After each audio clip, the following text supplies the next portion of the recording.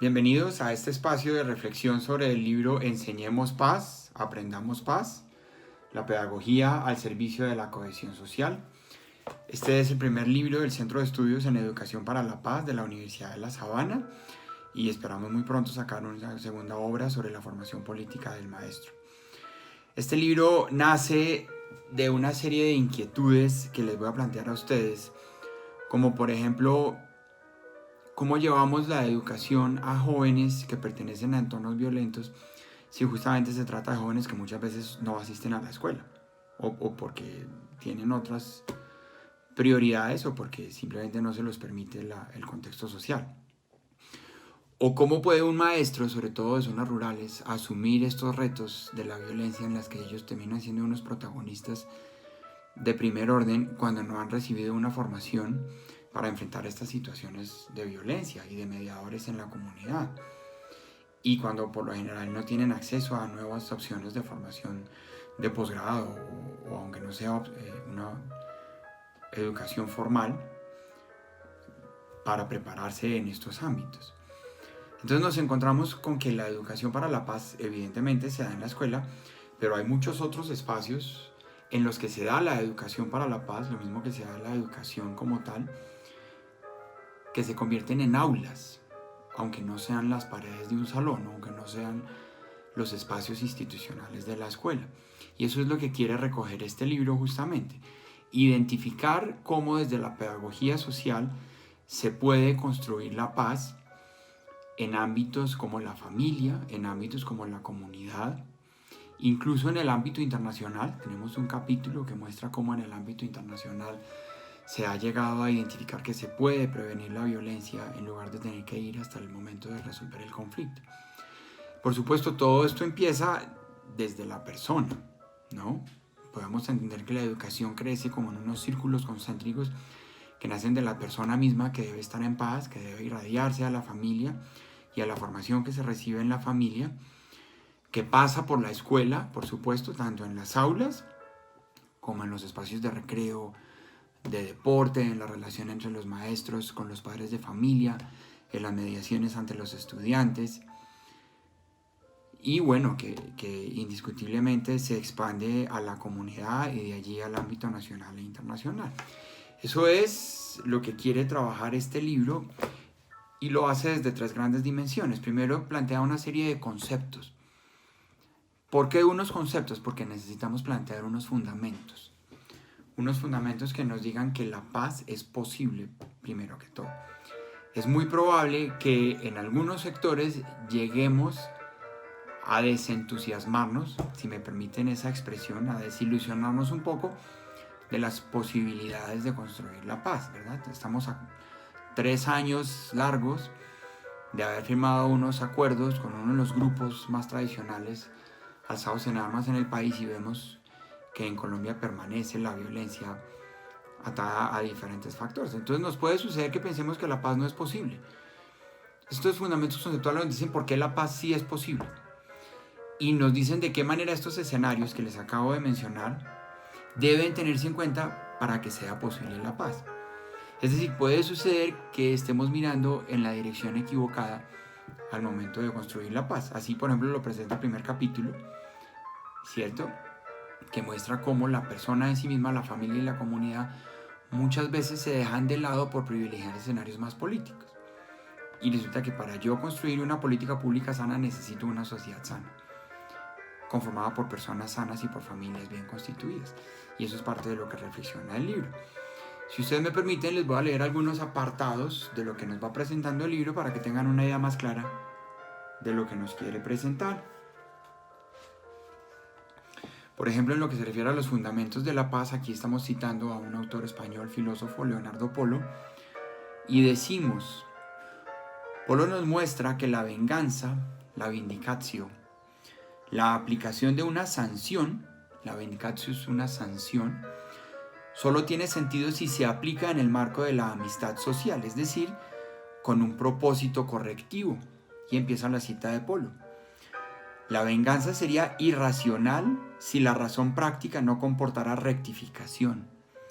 La vindicatio es intrínsecamente correctiva, es decir, ahí está ya en primer plano el ámbito pedagógico. Ello es manifiesto si se considera su relación con el perdón. Seguramente pocos negarán la tendencia a perdonar y su valor ético, pero conviene recordar que el perdón presupone la ofensa, que si ésta se repite hay que renovar el perdón hasta 70 veces 7, y que se funda en la piedad, por lo cual ha de ser libre. Es decir, no podemos diseñar una política pública para sistematizar la paz, ¿no? O el perdón. Es un poco lo que trata de decir este primer capítulo. En este sentido se asume la necesidad de las acciones de justicia dada la existencia de la ofensa. Pero tal acción perdería su naturaleza si se agota en el sentido de venganza y no reconoce la intención de perdón y corrección de parte de la sociedad que ha sido ofendida sistemáticamente. De la misma manera, carecería de capacidad correctiva la sanción sobre un sujeto que no reconoce la ofensa en su conducta. Este primer capítulo lo escribo yo, que tengo una trayectoria de cerca de 20 años pensando estos problemas sociales desde diferentes ámbitos, y por supuesto uno de ellos es la paz, porque pues en definitiva el fin último de la paz es la justicia social, y al revés, uno de los caminos de la justicia social es la paz. Les decía que uno de los fundamentos para la construcción de la paz es la familia. Y eso lo han reconocido diferentes instituciones, empezando por la Agencia para la Reincorporación y la Normalización, que para que las personas puedan volver luego de una vida en armas a ser parte, digamos, estable de la sociedad, deben acudir a sus núcleos familiares. Y se ha mostrado en otros estudios, un estudio que se hizo con jóvenes que habían cometido homicidio, lo muestra de una manera pues muy marcada, porque entrevistan a estos jóvenes y el libro recoge uno de sus testimonios cuando habla de la familia. Entonces voy a leer el testimonio de este muchacho. Dice: la familia es importante porque uno envuelto en tantas vueltas, y cuando la familia le da la espalda uno no sabe si hacer más daño o cambiar. Yo creo que es una cadena, así como los padres quieren que uno sea, lo tratan. Deben ponerle a uno horarios y normas para no irse con malas amistades. Si uno quiere lo hace, a nadie se le obliga, así sea el papá lo que sea. Si los padres son delincuentes, unos hijos se vuelven delincuentes y otros no. Es normal que los papás le peguen, pero si es un primo, uno va creciendo con un odio y luego se lo echa. Se va por entre un tubo y para abajo. Este es un muchacho que en medio de una condición tan compleja está reconociendo el valor de la familia. Entonces, en un capítulo posterior que lo escribe Marcela Bautista, que es una investigadora de la Fundación Compartir y que ha participado en estudios muy importantes sobre la ruralidad en la escuela y sobre diferentes ámbitos de la vida escolar, escribe justamente la importancia del rol del maestro como mediador entre las relaciones del niño y la familia y con la escuela. Y dice, por ejemplo, abordar las experiencias de niños, niñas y jóvenes que han surtido episodios de violencia y conflicto en el país para generar un nuevo conocimiento sobre ello permitirá a los estudiantes contar con unos relatos significativos de sus vidas y con nuevos elementos para interpretarlos. Los docentes tienen no solo un rol crucial en emprender y sostener estos procesos de cambio, sino una oportunidad única de incidir de forma directa y decidida en la generación de dinámicas de relacionamiento social distintas en el país. Un elemento para esto y sobre el cual se podría reflexionar en el aula de clase es el manejo del error. Cualquier proceso de enseñanza-aprendizaje lleva consigo momentos de avance y desarrollo de habilidades y periodos de estancamiento o incluso retroceso.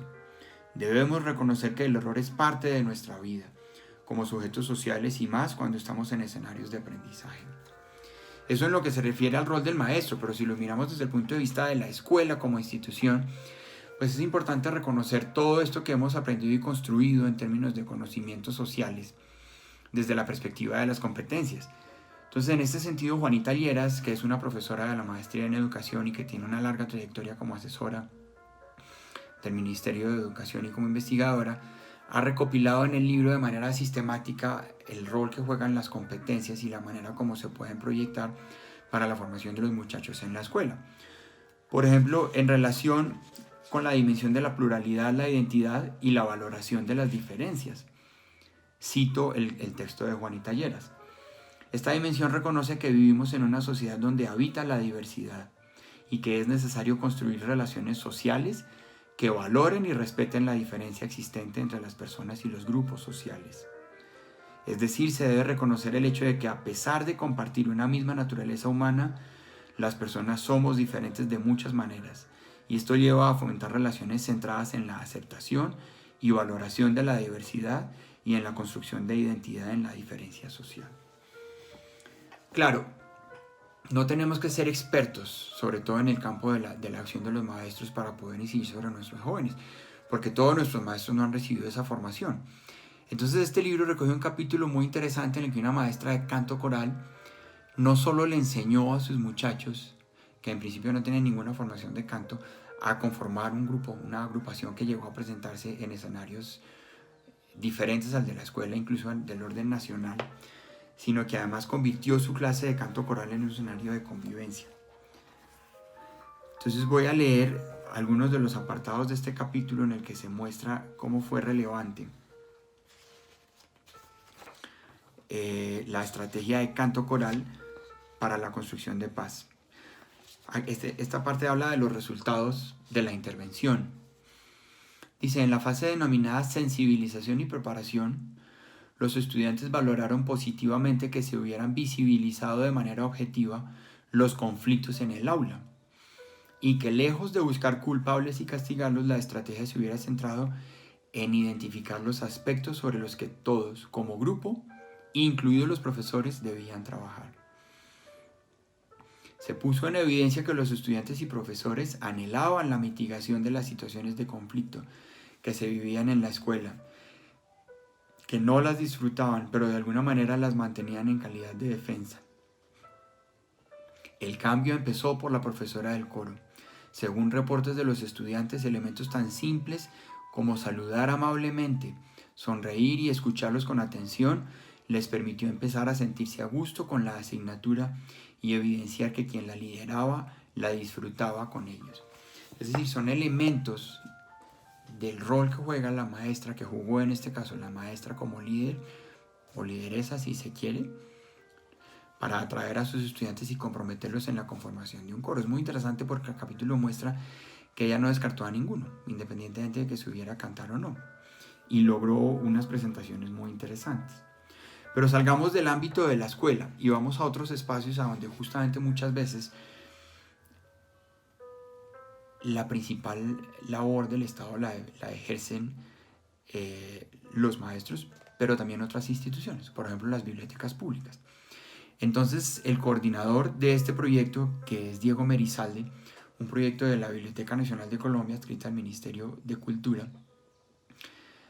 pretendía llevar en principio una serie de recursos tecnológicos a regiones apartadas del país y terminó llevándolo incluso a lo que en su momento eran las zonas de reincorporación de las antiguas Fuerzas Armadas Revolucionarias de Colombia, y tuvo unos efectos muy interesantes.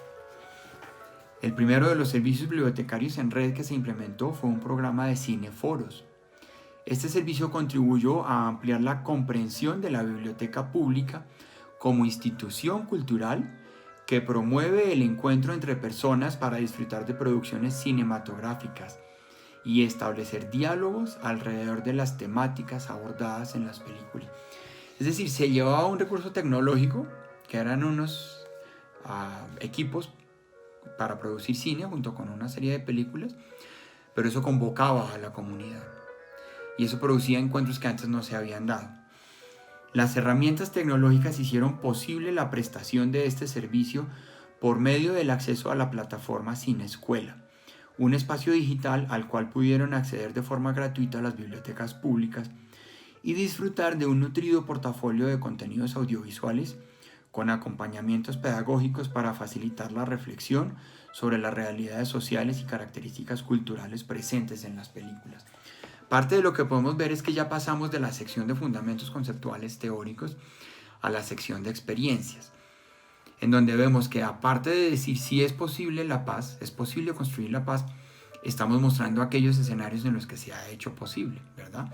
Tanto en la escuela como en los diferentes espacios de la propia comunidad. Y otro de esos lo ha liderado la Agencia para la Reincorporación y la Normalización, con el programa Mambrú no va a la guerra. ¿Qué hace el programa Mambrú no va a la guerra? Previene los procesos de reclutamiento, porque la agencia dice, si no frenamos el reclutamiento, pues nunca vamos a superar el proceso de reintegración y reincorporación. Y esto es algo que se hace allá en las comunidades con los recursos que ya tienen las comunidades. Y en este caso, Lina Perea, que trabajó con la Dirección de Comunidades durante mucho tiempo y estuvo presente en esos espacios, nos narra tanto los fundamentos como las estrategias desarrolladas por el programa Mambrú no va a la guerra. Mambrú opera mediante una estructura de trabajo organizada en 5 fases. Etapa previa, diagnóstico zonal, socialización e intercambio de experiencias, fortalecimiento de iniciativas locales juveniles y retroalimentación y sistematización de la experiencia. Adicionalmente, de forma transversal al proceso, se realizan acciones de visibilización y de corresponsabilidad. De estas fases se derivan los lineamientos para la ejecución de una serie de actividades que apuntan al diseño e implementación de las intervenciones en un periodo de tiempo de 13 meses. Entonces vemos que las comunidades tienen la capacidad de apropiarse de sus procesos de paz y eso se convierte también en un escenario de pedagogía social. Finalmente, pasamos de los escenarios conceptuales a las experiencias y luego quisimos tener una sección de desafíos y allí tomamos a manera de excusa lo que se hizo con las FARC, los acuerdos firmados con las FARC, para proponerle al ciudadano de a pie cómo puede participar de manera activa en la construcción de paz. Es decir, que esto no es solo de instituciones, no tiene que ser solo la escuela, no tiene que ser toda una comunidad organizada, sino que puede ser el ciudadano que tiene unas herramientas, y en este caso Lina Morera, profesora del Core Curriculum de la universidad y miembro del equipo de Core Curriculum de la universidad, junto con una estudiante, Samantha Blanco, nos cuentan una serie de recursos mediante los cuales un ciudadano puede ayudar sobre todo a ejercer control social, que es una herramienta tan importante en una verdadera democracia. Dice, se han identificado 3 retos principales en lo que se refiere al ejercicio del control social. Diferentes análisis sobre los procesos de control social en el país y en otros países en años recientes. Señalan algunas falencias en los tiempos para realizar los ejercicios de control, dado que generalmente son muy cortos para que se pueda llevar a cabo un seguimiento y evaluación completos. Asimismo, los plazos para la entrega de información solicitada a entidades públicas no siempre son los más adecuados y muchas veces terminan por dar caducidad al ejercicio de control social. Por eso, estas 2 autoras nos proponen herramientas concretas para que el ciudadano no piense que es que las instituciones son más o menos impermeables, ¿no es cierto? Sino que realmente se puede acceder a ellas, pero es necesario conocerlas. En el capítulo de canto coral no mencioné las autoras, eso fue una tesis de la maestría en pedagogía, dirigida por la profesora Ingrid Ancelín y con la coautora de 2 de las estudiantes que hicieron su tesis justamente sobre ese proceso. Les voy a mencionar el nombre de las autoras, que lo tengo por acá. Son la profesora Sandra Milena Calderón y la profesora Maribel Pulido.